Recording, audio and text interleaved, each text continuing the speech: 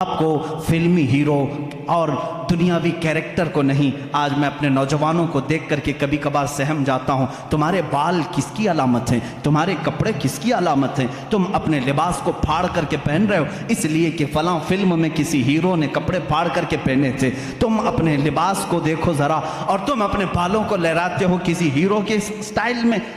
تم غلام ان کے نہیں ہو, تم غلامی میں بندھے ہو رسول اللہ کی. تم کبھی یہ جا کر کے کیوں نہیں پوچھتے میرے آقا صلی اللہ علیہ وسلم کا لباس کیا تھا؟ چلو وہ اگر لباس نہ ملے تو کم سے کم یہ تو پوچھتے میرے نبی کو کون سی شکل پسند تھی, کون سی غذا پسند تھی. یہ وہ صحابہ تھے جو حضور کے ہر غذا کو چن چن کر کے پسند کر کے کھایا کرتے تھے. حضرت عثمان رضی اللہ تعالیٰ عنہ, حضرت ابو بکر, یہ وہ صحابہ ہیں. دسترخوان پر ایک بار کدو آیا, لوکی شریف آئی, کسی نے کہا مجھے یہ پسند نہیں ہے. صحابی کھڑے ہوئے اور تلوار نکالی, کہا واپس لے اپنے جملے کو نہیں تو قتل کر دوں گا. کہا کیوں؟ کدو نہ کھائیں گے تو قتل کریں گے. کہا نہ کھانا نہ کھا, لیکن یہ نہ کہہ کہ پسند نہیں, اس لیے کہ یہ کدو میرے نبی کو پسند ہے, میں برداشت نہیں کر سکتا اس چیز کو. وہ صحابہ کا ایمان تھا. صدیق اکبر کے بیٹے کہتے ہیں میں کافروں کی طرف سے آیا تھا جنگ بدر میں, آپ حضور کی طرف سے آئے تھے, بعد میں وہ ایمان لائے. وہ بیٹے کہتے ہیں آپ 3 بار میری تلوار کے نیچے آ گئے تھے لیکن میں مارا نہیں, آپ باپ تھے. صدیق اکبر کہتے ہیں قسم خدا کی اگر تو ایک بار بھی آتا تو میں کاٹ دیتا, اس لیے کہ تو آیا تھا دشمنان رسول کے ساتھ. یہ صحابہ کا ایمان تھا. حضرت عمر رضی اللہ تعالیٰ عنہ راستے سے جا رہے ہیں, ایک بار درخت کے نیچے سے اپنا امامہ اس میں لٹکانے لگے, اچھل اچھل کے گھوڑے پر بیٹھے. لوگوں نے کہا یہ کیا ماجرا ہے, امامہ لٹکا رہے ہیں اس پر. حضرت عمر کہتے ہیں ایک بار میں نبی کے ساتھ یہاں سے جا رہا تھا, یہ درخت کی ٹہنی تھوڑی نیچے لٹک رہی تھی, میرے آقا کا امامہ اس میں الجھ گیا تھا. حضور کا امامہ کھل گیا, میرے آقا نے پھر سے اس کو باندھا اور چلے گئے. آج میں یہاں سے گزر رہا تھا, ٹہنی اوپر ہے لیکن میں چاہتا تھا کہ نبی کی ادا پر عمل کر لوں, حضور کی ایک ادا بھی چھوٹنے نہ پائے.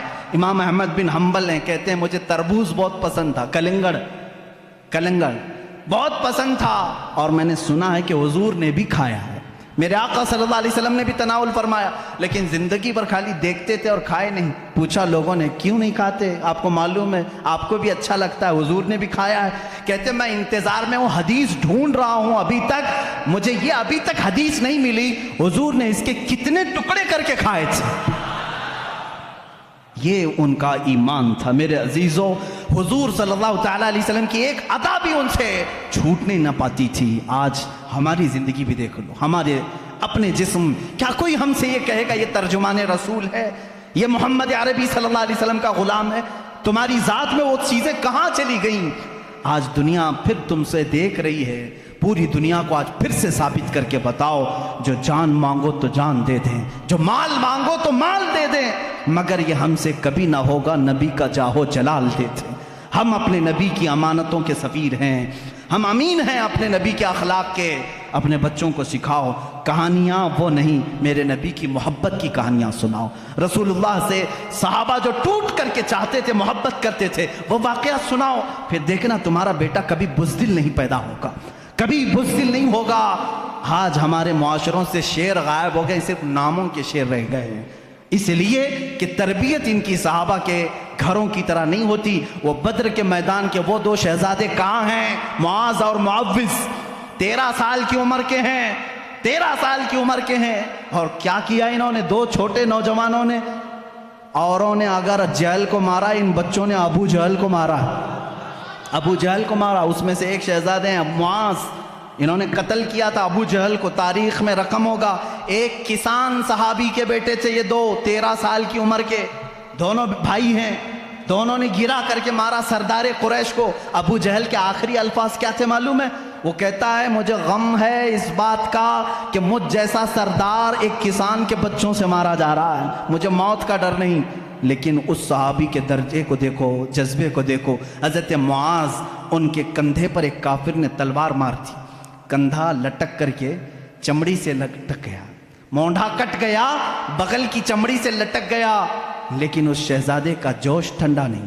دوسرے ہاتھ میں تلوار لی, ہاتھ لٹک کے سامنے آتا تھا, بائیں ہاتھ سے میدان میں آتے تھے. 13 سال کا بچہ ہوتا کیا ہے, 13 سال کی عمر کا بچہ بائیں ہاتھ میں تلوار لے کر کے آ رہا ہے.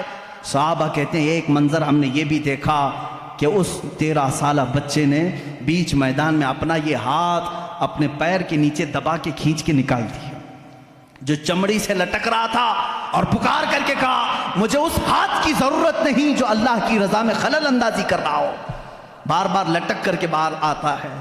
کبھی تم نے یہ سوچا کہ مجھ سے اور میرے رب سے کون سی چیزیں ہیں جو مجھے روک کر کے رکھی ہیں؟ کون سی وہ چیزیں ہیں جو خلل اندازی کر رہی ہیں مجھے رب کی عبادت کرنے سے؟ یہ انٹرنیٹ ہے، یہ گانے بجانے ہیں، کیا تمہیں روک نہیں رکھے مسجدوں سے؟ وہ بچے نے ہاتھ توڑ کے نکال دیا، لٹک رہا ہے، مجھے اللہ کی رضا حاصل کرنے میں خلل پیدا کر رہا ہے۔ تم نے اپنے کانوں سے گانے تک نہیں نکالے آج تک۔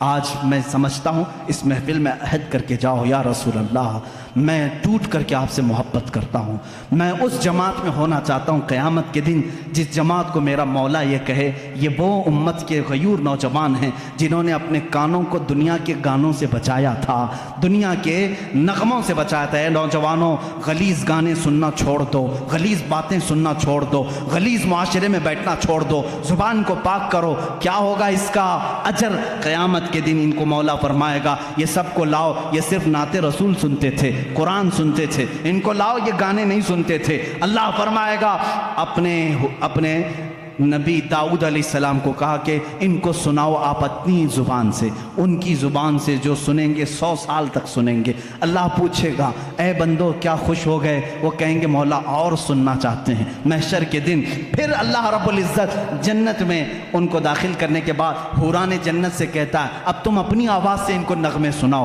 یہ اپنے کانوں کو گانوں سے بچاتے تھے، 100 سال تک حوریں سناتی رہیں گی۔ بعد میں مولا پوچھے گا اے بندے سیراب ہو گئے، خوش ہو گئے؟ اپنے کانوں کو تم نے دنیا میں بچایا تھا، آج میری جنت کی حوروں نے تمہیں نغمے سنائے ہیں، خوش ہو گئے؟ وہ بندے کہیں گے کاش ہم بھی ان بندوں میں ہوں۔ مولا سے کہیں گے مولا اور بھی سنایا جاتا تو اچھا ہوتا۔ اب رب فرماتا ہے داؤد علیہ السلام سے 100 سال سنایا گیا، حوران جنت سے 100 سال سنایا گیا۔ اے فرشتوں حجابات ہٹاؤ، میں سناتا ہوں، یہ بندے سنیں گے۔ رب تبارک و تعالیٰ خود اپنی حمد سنائے گا اور یہ بندے سنیں گے، وہ لوگ سنیں گے جو عشق رسول کے نغمے آج کانوں سے دنیا میں سنتے تھے۔ غیور نوجوانوں، تمہارے لیے یہ دنیا کی خرافات نہیں بنی ہیں، تمہارے لیے شراب نہیں بنی، تمہارے لیے زنا کے اڈے نہیں، تمہارے لیے جوے کے پتے نہیں، تمہارے لیے لڑکیوں کے حسن و جمال کے دھوکے نہیں، بلکہ میں سمجھتا ہوں وہ حسن کیا تمہیں بہکا سکے گا دنیا کا جس کی آنکھوں میں جمال مصطفیٰ بسا ہو۔ آج بھی تم کھڑے ہو کر کے یہی اعلان کرو جو صحابہ کہتے تھے یا رسول اللہ جب تک بکے نہ تھے تو کوئی پوچھتا نہ تھا، جب تک بکے نہ تھے تو کوئی پوچھتا نہ تھا، تم نے خرید کر ہمیں انمول کر دیا ہے۔ ہم انمول ہیں اور رسول اللہ کے ہیں۔ ہم کس کے ہیں؟ اللہ کے رسول کے ہیں، اور ساری دنیا اللہ کے رسول کے لیے بنائی گئی ہے، ساری چیزیں میرے آقا کے لیے بنائی گئی ہے، تو ہم کس کے لیے ہیں؟ رسول کے لیے ہیں۔ اسی پر میں گفتگو ختم کرتا ہوں جو امام اہل سنت فاضل بریلوی نے ہمیں تعلیم دی ہے۔ زمین و زمان تمہارے لیے، چنین و چنا تمہارے لیے، مکین و مکان تمہارے لیے، بنے دو جہاں تمہارے لیے، دہن میں زباں تمہارے لیے، بدن میں ہے جاں تمہارے لیے۔ یا رسول اللہ ہم آئے یہاں تمہارے لیے، اٹھے بھی وہاں تمہارے لیے، خلیل و نجی مسیح و صفی سبھی سے کہیں نہ بنی۔ یا رسول اللہ یہ بے خبری کی خلق پھری کہاں سے کہاں تمہارے لیے، اشارے سے چاند چیر دیا، چھپے ہوئے خور کو پھیر دیا، گئے ہوئے دن کو عصر کیا، یہ تاب و تواں تمہارے لیے۔ اخیر میں امام اہل سنت یہ پیغام دیتے ہیں صبا وہ چلے کہ باغ پھلے، وہ پھول کھلے کہ دن ہوں بھلے، لوا کے تلے جھنڈا ہوگا میرے آقا کے ہاتھوں میں، لوا کے تلے ثنا میں کھلے ہم سب کی زباں یا رسول اللہ تمہارے لیے۔